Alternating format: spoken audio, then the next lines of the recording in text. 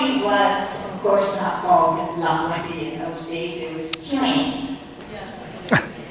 We went to Killing High School and came on the bus to play some game somewhere. The opposite team would be yelling, "Here comes OPU!" And that's kind of the way everybody laughed about it. But the truth of the matter is, it was a wonderful school then, and it's even a more wonderful school now. I don't know how many of you know why we are called the Warriors. When Puente High School was originally created, it was created on the land site of a little village called Awika. And Awika was the site, if you will, of the San Gabriel Indians.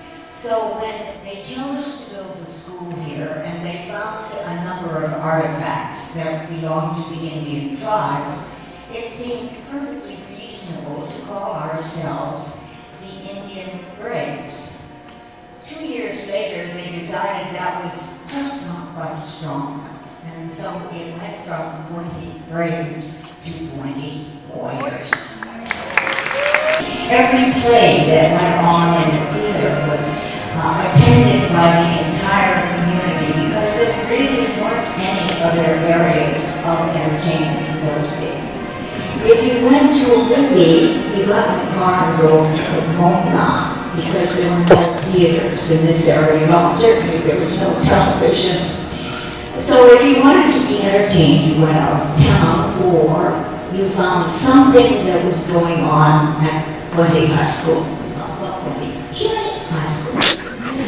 It was a wonderful place. It was a great place. And I have to tell you that while I may have thought we were handicapped by being so few in number, the truth of the matter is, although you never did anything wrong because all 250 students knew about it, so you have to be rather careful in that. But aside from that, the whole community believed in the school, and the school participated with the whole community. It was a wonderful thing. Now, when I left Puente, I was not a McIntosh. I was a Latham. I went off to Berkeley and married a gentleman who was a McIntosh. And so I am now the past descendant of S. Chester that there is. Dad was a wonderful principal. He became a wonderful superintendent, and I believe he was truly a dedicated mayor. But first and foremost, he believed in the school and what the school could do. And if you did anything that you shouldn't do, you could be very sure that S. Chester was right there to tell you about it. That's all right. I look back now and realize that while we might have been in a great deal more trouble, we weren't, because he was always there. The field, of course, is a sponsor for him. And I'm sure that most of you do not know who S. Chester McIntosh was, but I do, and I'm happy the school has chosen to honor him by naming the football team for him. I love being a Puente Warrior. I will always be a Puente Warrior, and thank you for this opportunity to say so.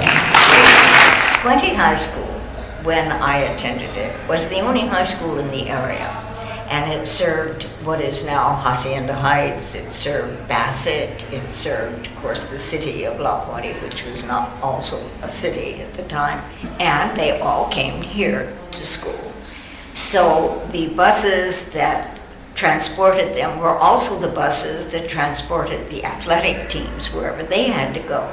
So you had to be very sure that you either got on the bus quickly in the afternoon to get taken home, or else you had to wait until after the football game or the basketball game or what have you and go home with the teams. But nobody thought anything about it. I mean, come on, that's the way things were in those days.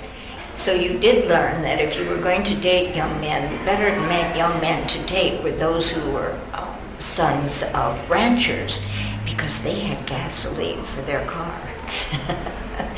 Little things like that you learn. My father-in-law, who was not at that time my father-in-law, was very concerned about the fact that the football field did not have lights. And before he retired in 1954, he managed to get lights for the football field. The football field was also our center of many other things. We had our FFA farm programs there. We had the carnivals there. Anything that went on at the high school, any play that was produced there, the entire community attended. It was, in essence, the center of youth and activities.